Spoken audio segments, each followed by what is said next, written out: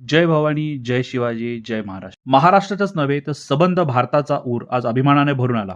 कारण शिवाजी महाराजांच्या 12 किल्ल्यांना UNESCO world heritage साईटमध्ये आज स्थान मिळालं. म्हणजे आपले किल्ले हे आज जगाच्या नकाशावरती नोंदवले गेले. हे पहिल्यांदा होत नाहीये.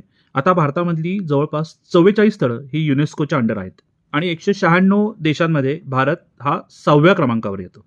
अगदी साध्या सोप्या भाषेत सांगायचं झालं तर युनेस्को ही जी संस्था आहे ही सांस्कृतिक आणि नैसर्गिक जी अपवादात्मक स्थळं आहेत यांचं संवर्धन करते आणि अशी स्थळं जी जागतिक सांस्कृतिक क्षेत्रामध्ये मानवी मूल्य दर्शवतात, म्हणजे ती आपल्या संस्कृतीशी जोडलेली असतात. आता आपला प्रत्येक किल्ला वेगळा आहे, जर बांधण्याचं तंत्रज्ञान वेगळं आहे. प्रत्येक किल्ल्याला एक अपवादात्मक नैसर्गिक सौंदर्य आहे आणि आपली मानवी मूल्य, आपली संस्कृती ही या किल्ल्यातून दर्शवते.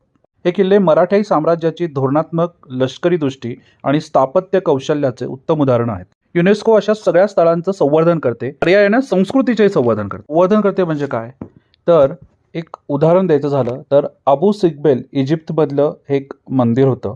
ते मंदिर डॅम कन्स्ट्रक्शनसाठी तोडण्यात येणार होतं, पण युनेस्कोने त्याचं संवर्धन केलं. म्हणजे त्या मंदिराला दुसऱ्या ठिकाणी स्थलांतरित केलं आणि थोड्या उंचीवर स्थलांतरित केलं. ही त्याची काही दृश्य. तर अशा पद्धतीने युनेस्को या गोष्टीचं संवर्धन करते आणि कालांतरानं या सगळ्या साईट्स जागतिक पर्यटनामध्ये सुद्धा उपलब्ध होतात. आज हे 12 किल्ले मराठा मिलिटरी लँडस्केप ऑफ इंडियाच्या अंतर्गत युनेस्को हेरिटेज साईटमध्ये समाविष्ट करण्यात आले आहेत. अत्यंत क्लिष्ट प्रक्रियेमध्ये जानेवारी 2024मध्ये मोदी सरकारकडनं नामांकन केली. त्यानंतर 18 महिने पुढे ICOMOS या संस्थेने काही 7 ते 8 निकषांच्या आधारावरती या सर्व गडांची तपासणी केली. त्यामध्ये मानव सर्जनशीलता, वास्तुकला, तंत्रज्ञान, संस्कृती, उत्कृष्ट अपवादात्मक नैसर्गिक सौंदर्य या सगळ्या गोष्टींची तपासणी केली जाते आणि नंतर या साईटची निवड होते.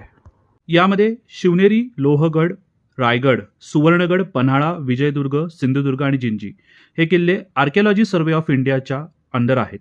तर राजगड, प्रतापगड आणि खांडेरी हे महाराष्ट्र गव्हर्नमेंटच्या डिरेक्टर ऑफ आर्किओलॉजीच्या अंडर येतात.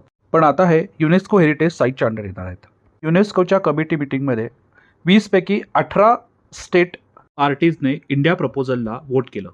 एक जिवंत सांस्कृतिक परंपरा, त्याचं स्थापत्य आणि तांत्रिक महत्त्व, ऐतिहासिक घटना आणि परंपरेचा त्याच्याशी असलेला खोल संबंध या निकषावरती आज आपले हे 12 किल्ले जागतिक पटलावरती नमूद करण्यात आले आणि भारतीय संस्कृतीचा पुन्हा एकदा विजय झाला.